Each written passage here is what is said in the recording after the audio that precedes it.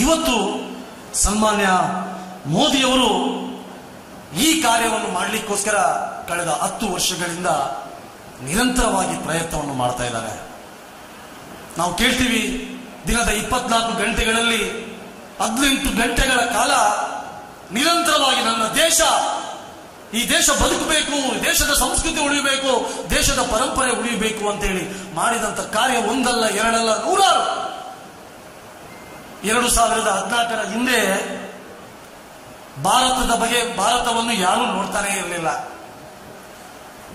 America, Russia, Japan, China ಇವರದೇ ಕಾರಬಾರು. ಆದರೆ ಅದೇ ದೇಶಗಳು ಇವತ್ತು 2024ರಲ್ಲಿ ಭಾರತ ಭಾರತ ಭಾರತ ಭಾರತ ಅಂತ ಹೇಳಿಕೆ ಪ್ರಾರಂಭ. ಯಾವ ದೇಶ ಆರ್ಥಿಕವಾಗಿ 10-15ನೇ ಸ್ಥಾನದಲ್ಲಿತ್ತು, ಇವತ್ತು ಭಾರತ 5ನೇ ಸ್ಥಾನಕ್ಕೆ ಬಂದ್ಬಿಟ್ಟಿದೆ. ಇನ್ನೇನು 1-2 ವರ್ಷಗಳಲ್ಲಿ ಭಾರತ 3ನೇ ಸ್ಥಾನಕ್ಕೆ ಹೋಗ್ಲಿಕ್ಕಿದೆ. ಎಂಥ ಒಂದು ಅದ್ಭುತವಾದಂಥ ಶಕ್ತಿ ಇದು. ಹಾಗಾಗಿ ಅವರು 10 ವರ್ಷದಲ್ಲಿ ಮಾಡಿದಂತ ಕಾರ್ಯ, ಆ ಸೇವೆ, ಆ ಹೋರಾಟ, ಇದನ್ನೆಲ್ಲವನ್ನು ನಾವು ನೆನಪು ಮಾಡಿಕೊಂಡು ಅವರನ್ನು ಇನ್ನೊಂದ್ಸಲ ಪ್ರಧಾನಿಯಾಗಿ ಮಾಡಬೇಕೆಂಬಂತ ಸಂಕಲ್ಪಕ್ಕೋಸ್ಕರ ನಾವೆಲ್ಲರೂ ಇವತ್ತು ಕೈ ಜೋಡಿಸಬೇಕಾಗಿದೆ. ಬಂಧುಗಳೇ, ನರೇಂದ್ರ ಮೋದಿ ಅವರ ಕೊನೆಯ ಮೊನ್ನೆ ನಾನು ಮಾತನ್ನು ನೋಡಿದೆ. ಅವರಿಷ್ಟೆಲ್ಲ ಮಾತಾಡಬೇಕಾದ್ರೆ ವಿರೋಧಿಗಳು ಚುಚ್ಚುತ್ತಾ ಇದ್ದಾರೆ ಮೋದಿ ಅವರಿಗೆ. ಆಗ ಒಂದು ಮಾತನ್ನು ಹೇಳಿದ್ರು,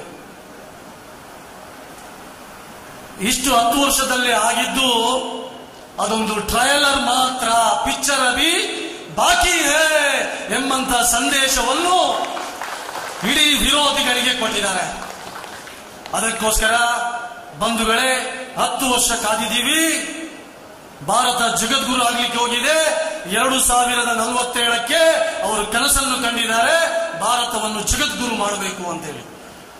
ಅದಕ್ಕೋಸ್ಕರ ಅದಕ್ಕಿರುವಂತ ಒಂದೇ ಒಂದು ದಾರಿ, ನಾಡ್ದು 26ನೇ ತಾರೀಕು ನಮ್ಮ ಜಿಲ್ಲೆಯಲ್ಲಿ ಚುನಾವಣೆ ಇದೆ. ನಮಗೆ ಪಕ್ಷ ಮುಖ್ಯ ಅಲ್ಲ, ಅಭ್ಯರ್ಥಿ ಮುಖ್ಯ ಅಲ್ಲ, ನಮಗೆ ಈ ದೇಶ ಮುಖ್ಯ, ಈ ಧರ್ಮ ಮುಖ್ಯ. ಅದಕ್ಕೋಸ್ಕರ ಈ ದೇಶ, ಈ ಧರ್ಮ ಉಳಿಬೇಕಾದ್ರೆ ಸನ್ಮಾನ್ಯ ನರೇಂದ್ರ ಮೋದಿ ಅವರು ಇನ್ನೊಂದ್ಸಲ ಪ್ರಧಾನಿ ಆಗಬೇಕು. ಅವರು ಪ್ರಧಾನಿ ಆಗಬೇಕಾದ್ರೆ ನಾವೆಲ್ಲರೂ ಕೈ ಜೋಡಿಸಬೇಕು. ಈ ಜಾತಿ, ನೋಟ, ಓಟು, ಇನ್ನೊಂದು ಕಾಸು, ಮತ್ತೊಂದು, ಇದನ್ನೆಲ್ಲವನ್ನು ಬದಿಗಿಡೋಣ. ಜಾತಿ ನಮಗೆ ನನ್ನ ಮನೆಗೆ ಬೇಕು, ನನ್ನ ಮದುವೆಗೆ ಬೇಕು, ನನ್ನ ಕಾರ್ಯಕ್ರಮಕ್ಕೆ ಬೇಕು, ಇನ್ನೊಂದು ಯಾವುದೊಂದು ಬೇರೆ ಬೇರೆ ಇದಕ್ಕೆ ಉಪಯೋಗಿಸೋಣ. ಆದ್ರೆ ದೇಶ, ಧರ್ಮ ಬಂದಾಗ ಜಾತಿ ಇಲ್ಲ, ನಮ್ಗೆ ಪಕ್ಕಕ್ಕಿಡೋಣ.